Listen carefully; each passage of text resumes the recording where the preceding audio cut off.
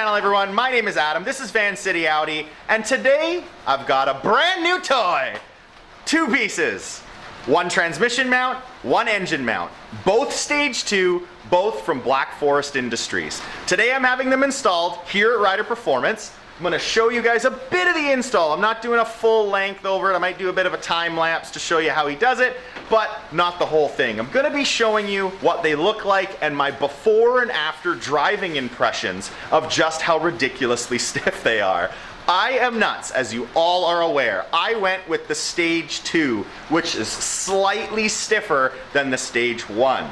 I already have the East Coast Euros track dog bone mount. That is the red puck, not the blue puck that a lot of you guys have. That is already significantly stiffer. So I get a bit of NVH. For those that don't know, noise, vibration, and harshness. How much the car actually gives you a little bit of a feedback through the steering wheel, through the seats, through your gas pedal, through your brakes. And that is a bit of a difference compared to the OEM because it gets a bit stiffer. So I'm gonna have these installed here, go for a drive after, and give you guys my impressions on these badass mounts from Black Forest Industries. Here they are in all their glory. This is the transmission mount. Black Forest Industries, looking good. So this is a Stage 2 setup, so it's green. The Stage 1 setup has black poly. This is the engine mount. I'll lift that up for you. Very, very well built. Very industrial. These things are thick. Poly is 85 durometer compared to the 70, which is Stage 1. So these are the stiffer of the two. I'm expecting some significant NVH, but race car life, baby. Stiffen this thing up and see how much it helps.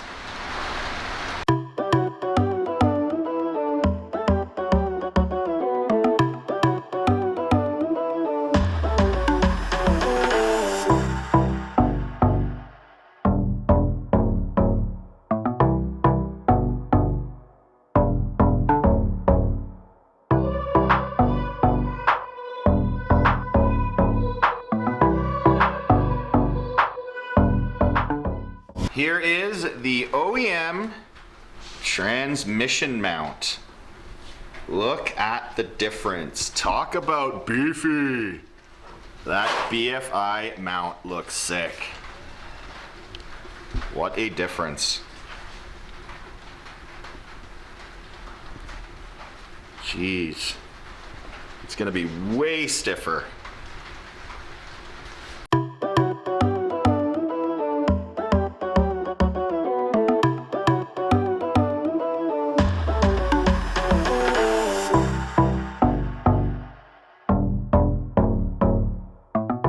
There it is, transmission mount, all in, all done. No issues with this side.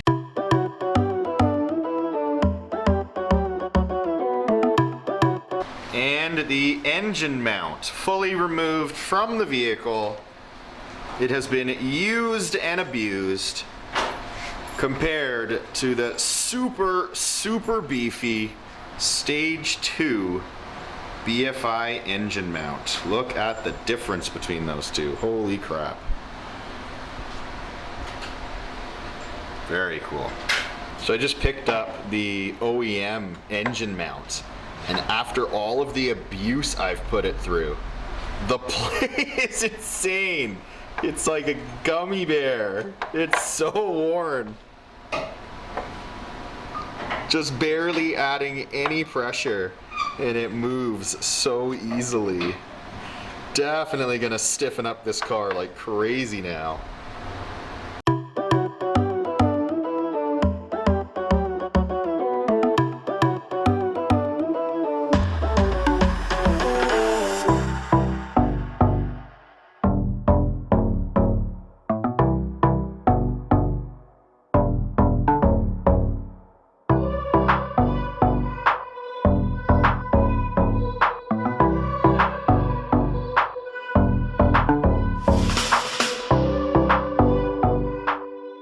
So the engine mount's in, but we've noticed that they've supplied an additional bolt right here to replace the OEM part. But if we do that, we lose this bracket. That bracket holds on to one of these pipes. So we're actually going to option to use the OEM bolt, which has a little piece there that will still allow us to connect this supporting pipe. We don't want to lose that in the process of installing it. So one other slight adaptation that we've made is, as you can see here, that right there is what connects to this. That is the actual bracket that connects to the IROS oil catch can. So we're gonna have to make some adaptations. We're gonna have to connect something, because as you can see on the BFI engine mount, there isn't that spot to connect it anymore. We're losing that. So we're gonna have to jimmy rig something up and get Ryder Performance to fabricate something for us. So Ryder Performance has whipped up this little bracket for me, looking like $1,000,000. We're gonna put it through there, which is going to allow the catch can to remain, as well as the OEM, what is that, tube that runs all the way along there, coolant line? Yeah, coolant line. So let's see what it looks like all wrapped up, but another beauty little piece to make sure that everything goes back as it should. Everything has been put back together. Engine mount tucked in there nicely on the left-hand side. And on the right-hand side, pretty much impossible to see at this point because it's all covered up, but the DQ500 transmission mount is down there. All ready to rock and roll for a test drive and see how these things feel. So I'm out cruising in the back roads of Abbotsford, British Columbia, and I'm checking out these awesome new Black Forest Industries Stage 2 mounts for my transmission and my engine. Initial feedback, just started driving on them, so you guys are getting this live and in person, not a delayed response. Started up the car, instant more vibration. You feel it through the seat. Car vibrates a bit. You mainly feel the NVH, again, for those that don't know, the noise, vibration, and harshness, when the car is slow. So when you're just putzing around and you come to a stop, you get a bit of vibration in the steering wheel and in the seat of your pants. So now I'm just cruising, as I would, driving on the back roads, and yes, you can tell there's increased vibration. But everything feels so locked down. It is awesome. For a guy like me that loves the track feel of a car, not the fancy-dancy daily drivability of everything floating around like an old school caddy, I want something that feels locked and tight. So when I want to get on the throttle instantly, there's no momentum of the engine shift. It's just boom and go. So far, it's really good. Vibration mainly through the steering wheel as I drive. I'm cruising a bit more, and a bit more through the gas pedal. That's where I mainly feel it. I honestly was expecting more of a vibration through my ass, and seeing as I run these Kirky aluminum seats, they transfer the vibration even more so than you would normally get in your regular OEM RS3 seats. So for the most part, it's pretty cool. Now, I'm not gonna go ripping around in it quite yet. I wanna wear them in a bit more, get 500 kilometers or so on them, get some driving on them, get them to kind of wear them in, and we're gonna go back to Ryder Performance and make sure everything is torqued again to spec. I know a lot of you guys think I'm nuts, but I'm always about safety and making sure you're as cautious as possible to make sure everything was installed properly, make sure that the mounts are sitting correctly, just to do my due diligence to make sure everything is on the up and up. For the most part though, I was expecting it to be worse. I'm not gonna lie to you guys.